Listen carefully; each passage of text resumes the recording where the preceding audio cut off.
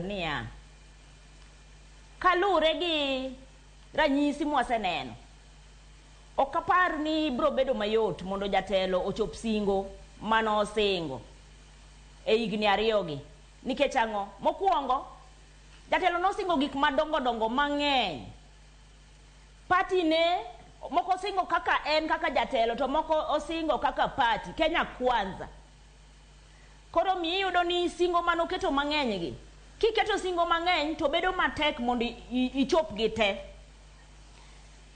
kata kamano nitiere moko ma walamo ni mondo ochop kare omiyo mana kaka nakwongo wacho cha ni moko kuom gi mabro chopo kare go bo bedo mana ni dhiang' onyuole akwadhane nikech gin gik ma nosingo gi kochung'e wi gik ma nosechako timre nikech ok en jatelo mokwongo noyudo ka moko dhi mbele omiyo koro en tekone onyalo chopo gi kare mano mokwongo. Mar ariyo mondo gik ma jatelo osingo gi ochop kare dhi bedo matek kalure gi ywaruok mosebeto e tende.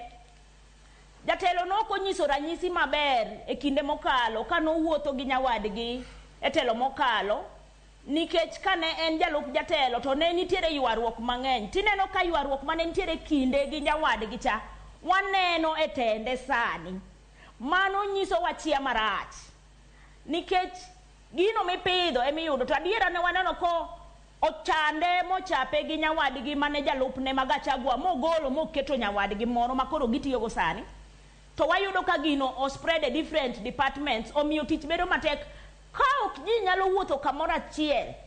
Muma wacho ni ji achiel kok nyalo wuotho kamoro achiel gi duol achiel to koro onge gima ginyalo timo gibro pogore e yo mano emomiyo aparo ni e higni ariyo modong' gi singo go ok nyal tundo kare. To ka duogo e specifics jatelo nowachonwa kata mana weche makoro se ofuon gi matindo tindo ta adwa duoge wach mar agriculture nikech ok awinjo ka wasewuoye nyaka wachaki kanyo to wadwa gone jatelo niero kamano nikech nowacho wach fertilizer. Adiera ne wang'e ni wach fertilizer nobedo gi chandruok mbele kacha to jopur manopuro kata mana higa ni Nyasaye be notimonwa maber koth ochwe nikech ang'o nikech ji otemo pidho yiende kalure gi jipo mane jatelo jiwo godo ji ni pidhuru yiende tadiera ji nodhi motemo pidho yiende ma waneno kata koth omedo chwe to jopur be noyudo fertilizer mano okel wang'ni ne gin fertilizer maber omiyo kanyo to jatelo notimo maber nikech otemo siro mondo jopiny obed gi chiemo. Ka in gi chiemo e dero to kata ionge pesa e mfuku tinyalo golo chiemo matin e dero idhi usi mak mana niya jok manyalo yudo fertilizer ni tin omiyo owuotho to okotundo wuoth nikech ibro yudo ni japiny manowacho ni ogore ne cha mama mboga cha ok nyal afford wach fertilizer ma okelogi kata giriure lony moro be ok gichopo maber nikech jo agriculture nonego tieg jopiny ni ng'euru ni sirikal okelo subsidized fertilizer timuru kama mondo riuru mondo koro uyud kaka unyalo puro maber. Omiyo mano to wuotho to kochopo kare lakini en gimo konyo piny kendo sani adiera king'iyo tiyudo ka ji dhi bedo gi chiemo mabet berbere moingo higni mosekalo. Kendo gimoro achiel madwa wacho ni kapo nono ni jatelo odhi mbele gi timno to nyalo kelo konyruok en ni tok teko mane en godo gi ng'ai gi duol matek noduoko piny to wayudo ka nokao kata mana jok moko kaka Mbadi gini mokete telo masani koro okao atua mopogore ni ok gin ga ng'enge gitemo solo pach jopiny mondo ji gibedo jobura japiny kigogo bura titemo fuono wach kuome to kapo nono ni nyalo timo gigo to nyalo konye mondo miyo go okang' maber mabet berbere moingo kamo paroro nyalo tuge chutho ka bekni gi rieko mofuono kuom jopiny okao gi moketo moduoko nwa usuru piny mokao gi owere gi okao jok mag jokuoge gi nikech corruption omako amafuanda Kenya chur nikech wach corruption kawuono dong ne wachak wachiew gi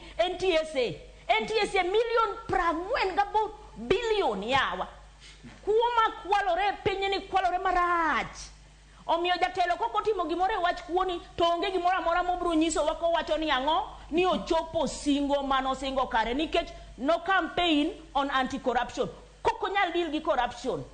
Nyecho waneno ka Pastor Oginde no lemo kendo lamo mano lamcha. Mad Nyasaye ne winje lamono mondo chwade jo corruption gi koko timo gimano wacho to onge gimotimo ne piny. Omiyo tende bro bedo gi madowa kendo tende ok bi bedo telo mano wacho ni ene ruath moingo ruedhi moko. Piny bro jaje, piny bro yale kendo bro ng'iye gi wang' mopogore ma en oparo ni piny ng'iego. Koro wach agriculture nyako rangi, weche mag education makoro dhi marach gi nyako ng'e ni jo piny puonjore fuwo, onge piny manyalo gerore ka ji ofuwo. To ne wawacho ni kiyudo uhuru ni wabro kedo gi fuwo. To kwa golo fuwo no to nyithindo mose dhi skul mosomo nyaka giyud kaka gichiemo.